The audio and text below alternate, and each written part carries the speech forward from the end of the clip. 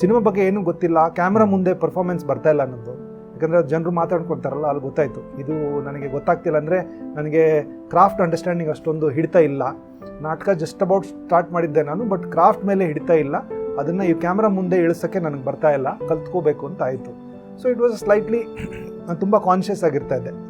ಹೀಗೆ ಒಬ್ಬರು casting director ಶ್ರುತಿ ಮಹಾಜನ್ ಅಂತ, ಅವ್ರು ನಾನು ಎಲ್ಲೋ ರಸ್ತೆಯಲ್ಲಿ ನಡೀತಾ ಇರ್ಬೇಕಾದ್ರೆ ನೋಡಿ, ನಾನು ಆಲ್ರೆಡಿ 3 ಸಿನಿಮಾ ರಿಲೀಸ್ ಆಗಿತ್ತು ಅವಾಗ. ಇವನನ್ನು ಭೇಟಿ ಮಾಡಿಸ್ಬೇಕು ಅಂತ ಅವರು ಕರೆದ್ಬಿಟ್ಟು ಹೀಗೆ ಮೀಟಿಂಗ್ ಫಿಕ್ಸ್ ಮಾಡಿದರು. ಆಮೇಲೆ ನಾನು ಸಂಜಯ್ ಲೀಲಾ ಬನ್ಸಾಲಿ ಅವ್ರ ಆಫೀಸ್ಗೆ ಹೋಗ್ಬಿಟ್ಟು ಅವ್ರ ಜೊತೆ ಭೇಟಿ ಆದೆ. ಸರ್ ನೀವು ನೆಕ್ಸ್ಟ್ ಲೆವೆಲ್ ಸರ್, ನೀವು ಸಂಜಯ್ ಲೀಲಾ ಬನ್ಸಾಲಿ ಆಫರ್ ಕರೆದು 2 ಸರಿ ಬೇಡ ಅಂತ ಹೇಳಿದೆ.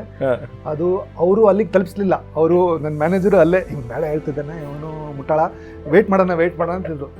ಅವರು ನೋಡ್ಬಿಟ್ಟು ಗುಲ್ಶನ್ ನೀನು ಮಹಾರಾಷ್ಟ್ರನ ಅಂತ ಕೇಳಿದ್ರು.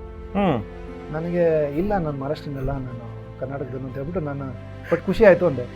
ಅವ್ರಿಗೆ ಅರ್ಥ ಆಗಿಲ್ಲ, ಅದು ಆ್ಯಕ್ಚುಲಿ ಹರಿಯಾಣವಿ, ಗುಡ್ಗಾಂವ್ ಹರಿಯಾಣ ಆ ಟಚ್ ಬೇಕಾಗಿತ್ತು ಅವ್ರಿಗೆ. ಸೊ ಅವ್ರು ಕೇಳಿದ್ರು ಯಾಕೆ ನೀನು ಖುಷಿ ಆಗ್ತಿದೆ ಅಂತ ಹೇಳ್ತಿದ್ಯಾ ಅಂತ.